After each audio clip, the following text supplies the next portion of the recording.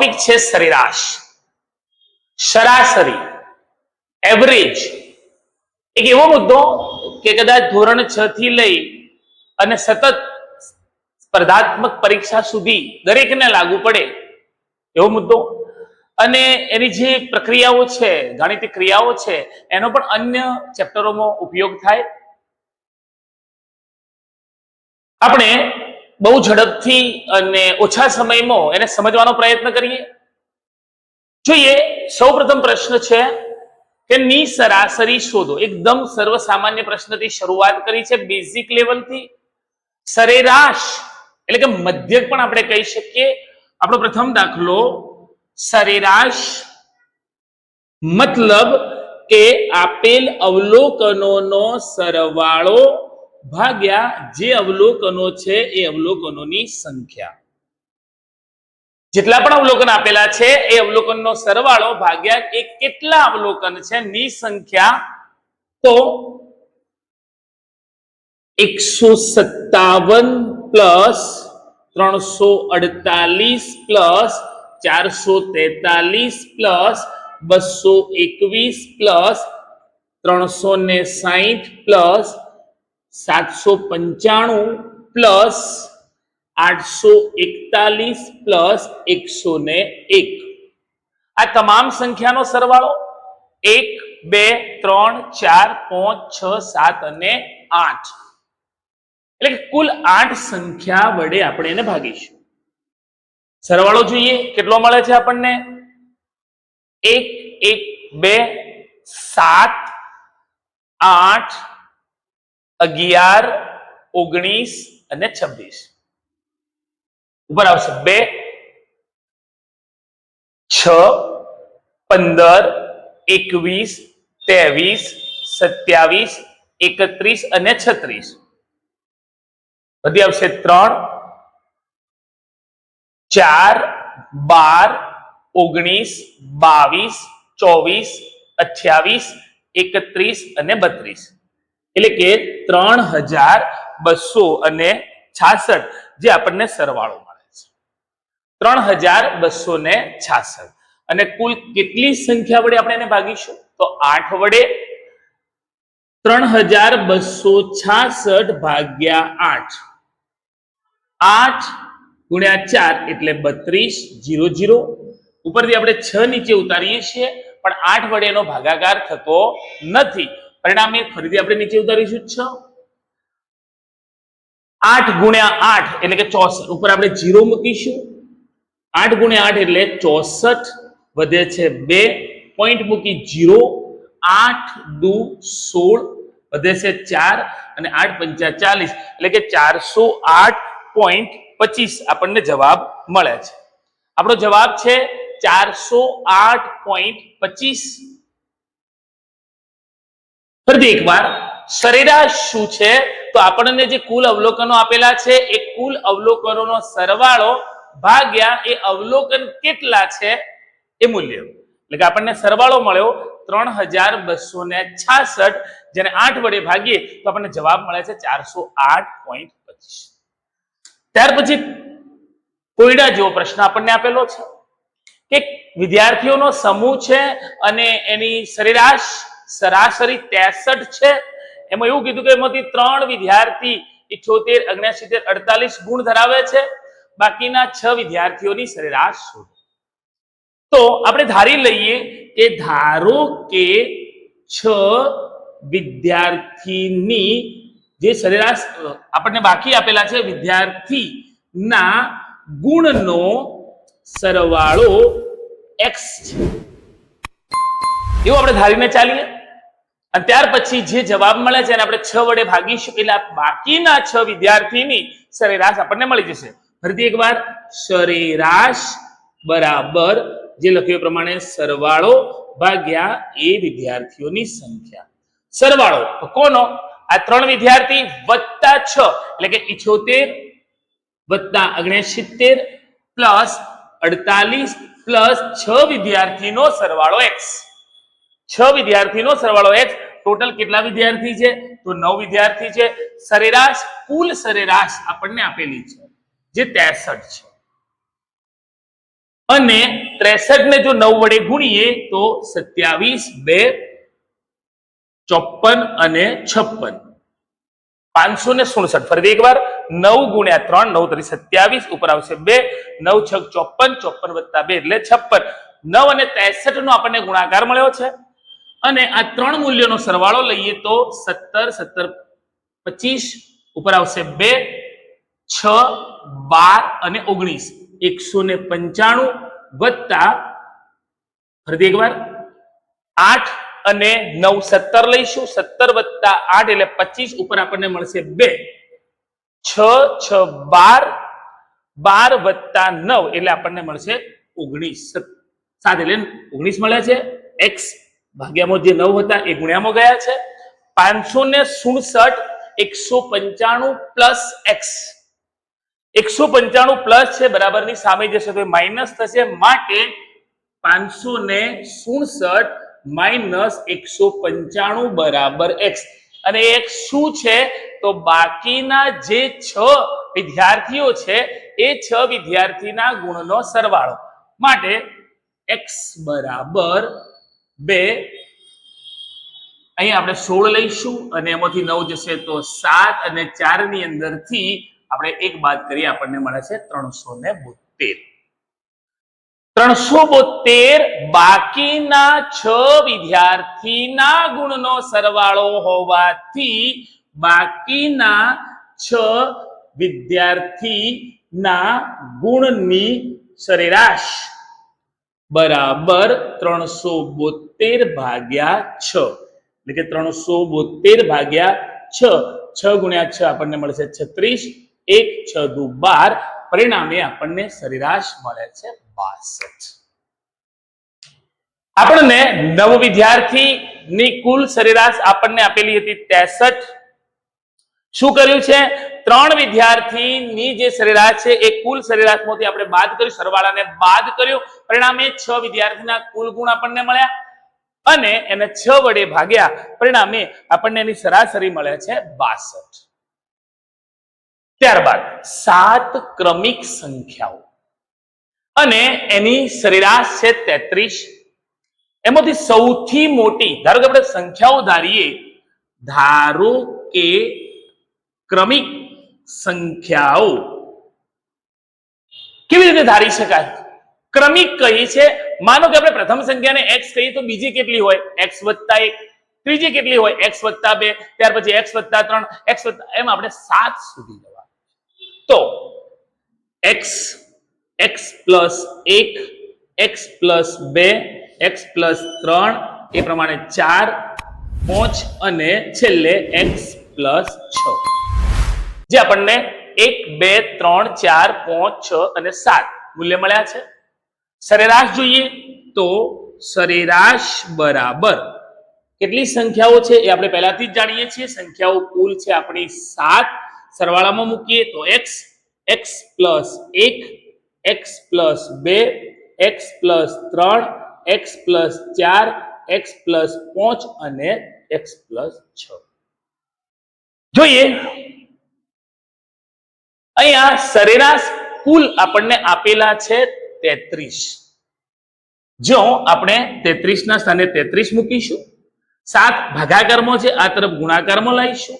x કેટલા છે તો 1, 2, 3, 4, 5, 6 અને 7 વખત x છે, માટે 7x. અને સંખ્યા 11, 15, 18, 20 અને 21.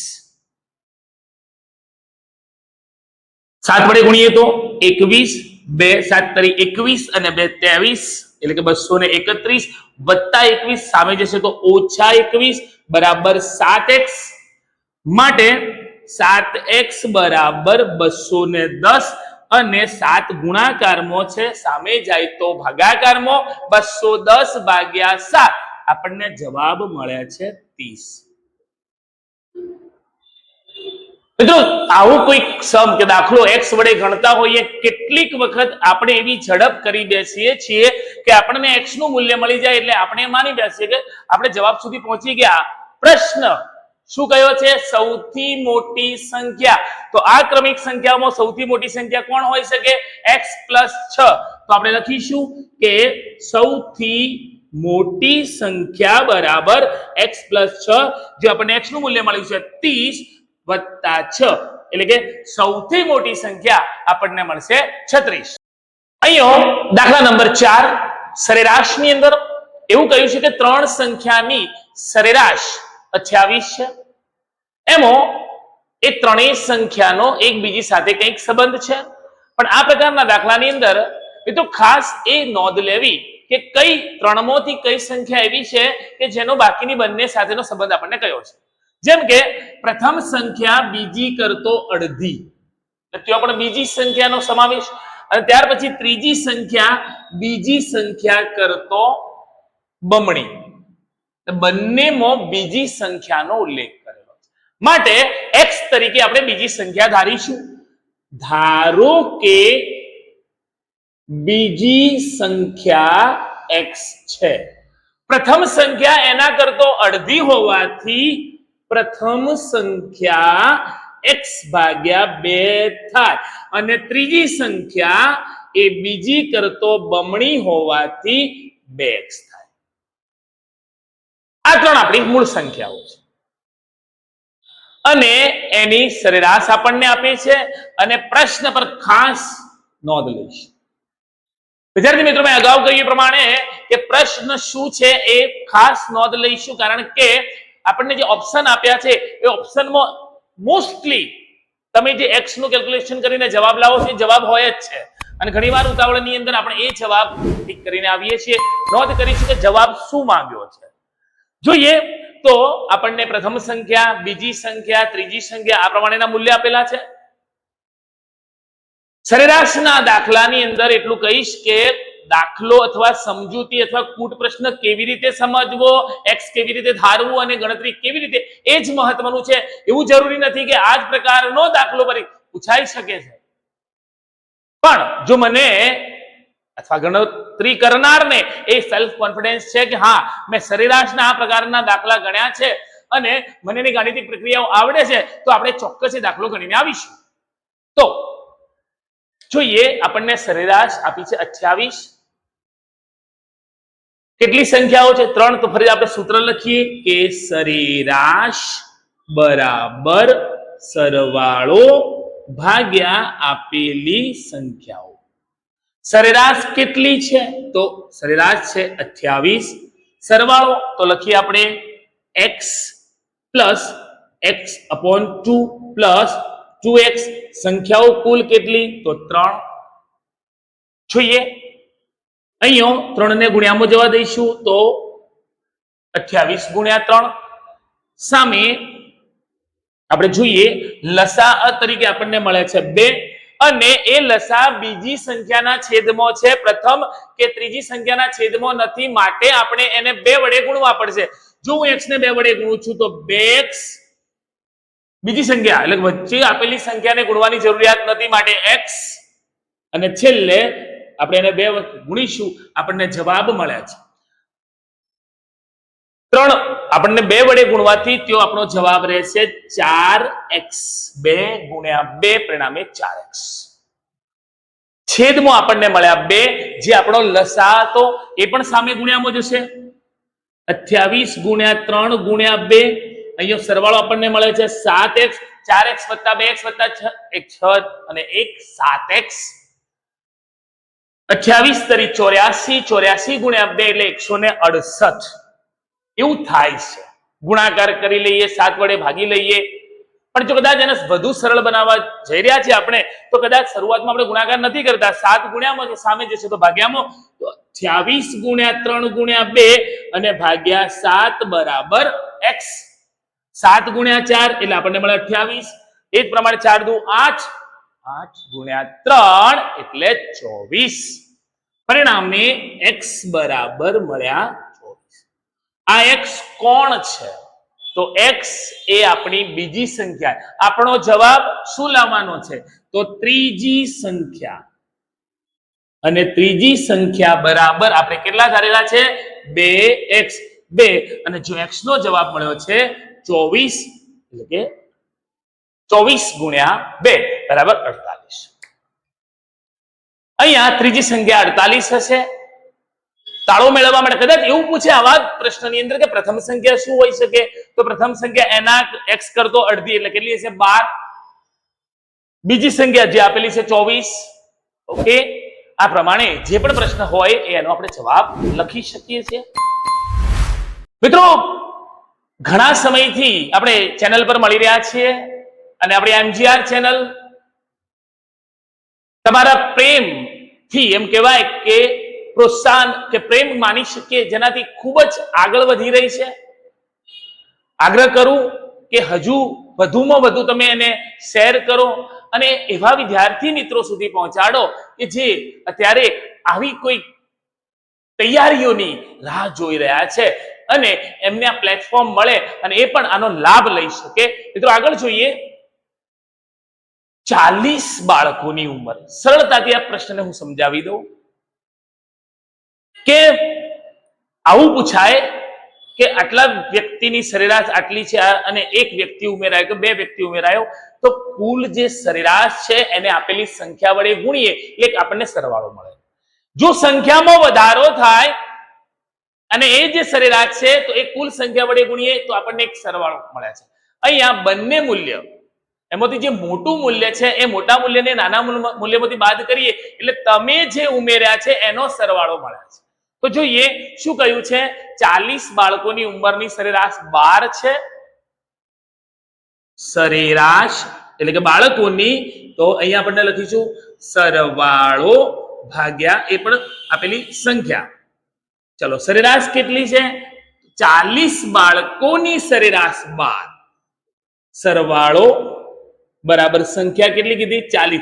40 ગુણ્યા 12, 12 ગુણ્યા 4 48 અને 0 આપણને સરવાળો મળ્યો 480. કેટલા? તો 40 બાળકો જેની સરેરાશ હતી 12 વર્ષ. એક શિક્ષક અહીંયા ઉમેરવામાં આવે છે ત્યારે એ જે સરેરાશ છે એ સરેરાશ ની અંદર એકનો વધારો થાય છે. મતલબ કે વ્યક્તિ પણ એક વધે છે, વ્યક્તિ એક વધે છે અને સામે સરાસરીમાં પણ એકનો વધારો થાય. જોઈએ તો શિક્ષકની ઉંમર ઉમેરવામાં આવે તો સરેરાશમાં એકનો વધારો થાય છે. જોઈએ, સરેરાશ બરાબર સરવાળો ભાગ્યા સંખ્યા. સરેરાશમાં એકનો વધારો થતો હોવાથી પ્રથમ સરેરાશ 12 હતી, એક વધે તો એ 13 થાય છે. સરવાળો અને સંખ્યાની વાત કરીએ તો 40 બાળકો અને વળી અંદર એક શિક્ષક ઉમેરાય છે, પરિણામે એ સંખ્યા બને છે 41. માટે સરવાળો બરાબર 41 ગુણ્યા 13. જોઈએ આપણે તો 41 ગુણ્યા 13 0 1 4 3 12 જે મળે છે 533. જે ગુણાકાર થશે 533. પ્રશ્ન શું પૂછ્યો છે? શિક્ષકની ઉંમર, મતલબ કે 480 એ 40 બાળકોની ઉંમરનો સરવાળો છે અને 533 એ શિક્ષક સાથે 41 જણની ઉંમરનો સરવાળો છે.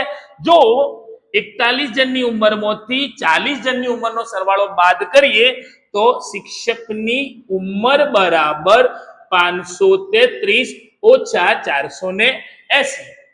એટલે કે 533 માંથી 480 બાદ કરવામાં આવે તો આપણને જવાબ મળે છે 53 વર્ષ. એટલે કે શિક્ષકની ઉંમર એ 53 વર્ષ હશે.